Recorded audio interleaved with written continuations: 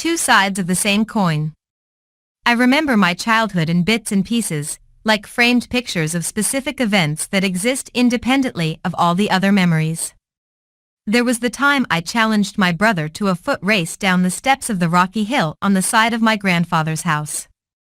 My mother warned us to never run down the hill lest we injure ourselves. But that did not thwart us at all. We waited for her to go to work and proceeded with our plans. What else was there to do in the hot summer sun but run, hide, play, and take in all of the day's light? There was also the time I climbed the mango tree in my grandfather's backyard and got stuck. So I snacked on mangoes and hoped the housegirl would find me before my grandfather came home.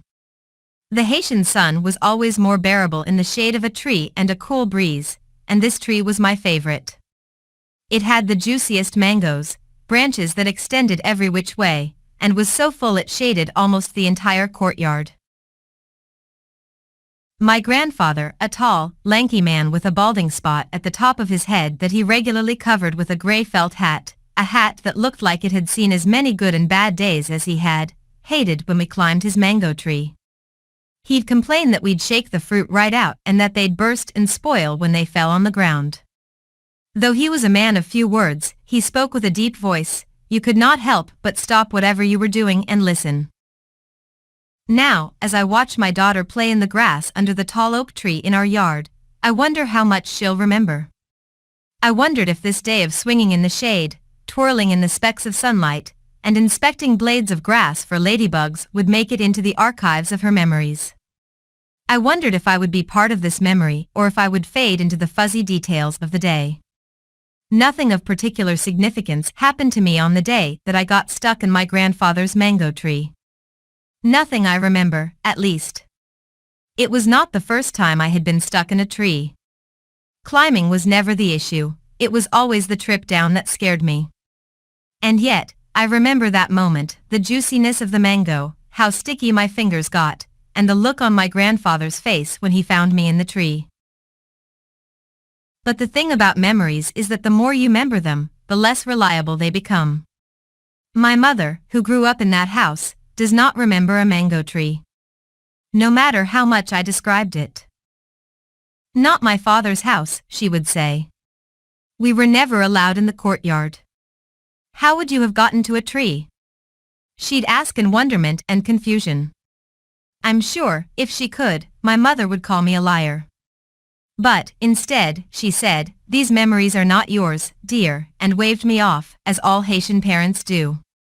As if my memories could somehow belong to someone else. It did not matter. If my memories did not reconcile with hers, it was as though they never were.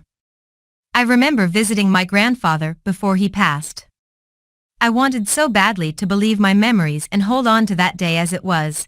I booked a flight and made the 1,500-mile journey back to Haiti to ask him about the day he found me in the mango tree.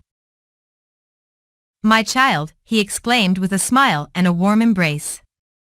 In his arms and the warmth of his body, I felt that it had been too long since our last embrace. What has an old man done to deserve this visit?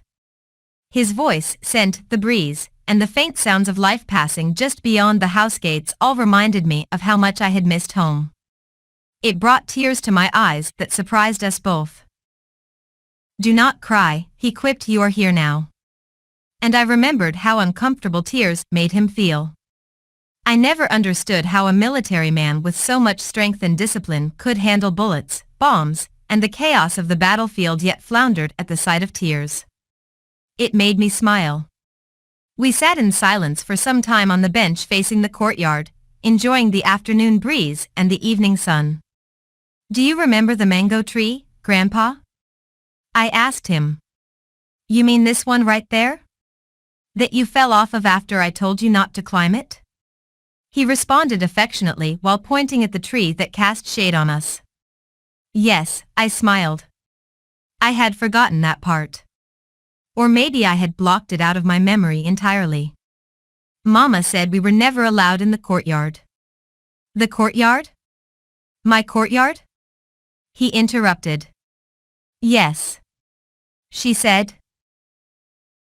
No. Stewed how a military man with so much strength and discipline could handle bullets, bombs, and the chaos of the battlefield, yet floundered at the sight of tears. It made me smile. We sat in silence for some time on the bench facing the courtyard, enjoying the afternoon breeze and the evening sun. "Do you remember the mango tree, Grandpa?" I asked him. "You mean this one right there? That you fell off of after I told you not to climb it?" He responded affectionately while pointing at the tree that cast shade on us. "Yes," I smiled. I had forgotten that part. Or maybe I had blocked it out of my memory entirely. Mama said we were never allowed in the courtyard. "The courtyard? My courtyard?" He interrupted. "Yes." She said, "No." He interrupted again, this time more certain. "Not my daughter. She would not say such a thing," he continued, shaking his head. "She and the boys were always in the yard, climbing my trees and spoiling my mangoes," he chuckled. "No matter how much I insisted or how many times I punished you, I could not keep you off of it." "You mean Mama, right?" "What? You mean you could not keep Mama off of it?" "Right," he replied, almost in a whisper, and looked at me as though it were for the first time. "That's what I said." "Maybe she is confused," he continued. "Those memories aren't hers." I remember we sat in silence afterward.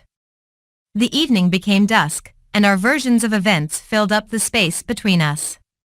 I wonder if there will come a day when I will dismiss my daughter's recollection of her life. If this disconnect is a rite of passage into motherhood, and if she will quietly accept it as I have.